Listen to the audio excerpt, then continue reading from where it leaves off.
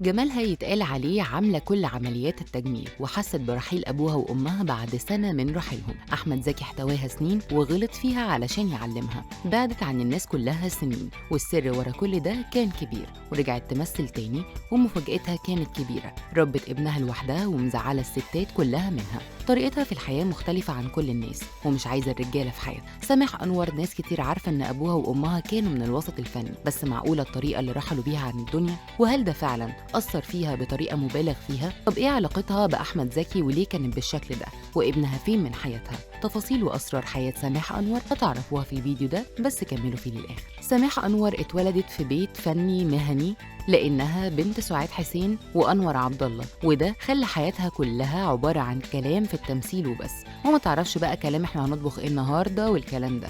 كلامهم كله عن الشغل والتصوير، وعلشان كده ما عرفتش تعمل صحاب يبقوا فاهمينها زي أبوها وأمها ولغتهم معاه، وخاصة إنها وحيدة وما عندهاش إخوات. أبوها وأمها عاشوا قصة حب أكتر من 50 سنة، وهو كان بيكتب فيها أغاني لدرجة إنه بعد ما اتجوزها بطل يكتب تاني ورحل عن الدنيا بعدها بأسبوع بالظبط، علشان ما قدرش على فراقها. سامح أنور بقى قعدت سنة مش حاسة ايه اللي بيحصل معاها، لحد ما فاقت على انهم خلاص ما بقوش موجودين، وقررت بعدها انها تبعد عن الناس كلها وما تبقاش موجودة لا بشكل عام ولا حتى خاص. وفضلت سنين قافلة عليها بابها في حالة كبيرة من الاكتئاب، لحد ما عرفت ترجع يا تاني يا دوب من 5 سنين بس. سامح ربت ابنها لوحدها لحد ما كبر وبقى راجل، وكانت عايشة بطولها، ما حدش ساعدها في اي حاجة بعد رحيل اهلها، وشافت ان اللي يقدر يعمل كل ده لوحده يبقى مش فارق معاه حاجة. سامح اخذت التمثيل بدراعها وكانت فاكرة ان ده الصح، لحد ما جه احمد زكي فوقها واحتواها بعد ما كملت 35 سنة. حاول يفهمها انها عندها موهبه بس مش عارفه تستغلها ولا تمثل صح، وكان بيحبها انسانيا جدا وقريبه منه، انما تمثيل ما كانش بيحب يشوفها، وكان عايزها تفضل مش بتمثل الا لما يجي دور مناسب ليها وبتحبه. وفكرت لما اتقال لها الكلام ده انها زعلت منه، لكن بعدين عرفت ان هو كان صح وكان عايز مصلحتها. سامح انور بتزعل ناس كتير قوي منها، وخاصه الستات، وده عشان هي عارفه ان الراجل بيمل كتير من الستات جسديا وكمان في العيشه، وشايفه ان الست هي اللي بتتحكم في كل حاجه مش الراجل،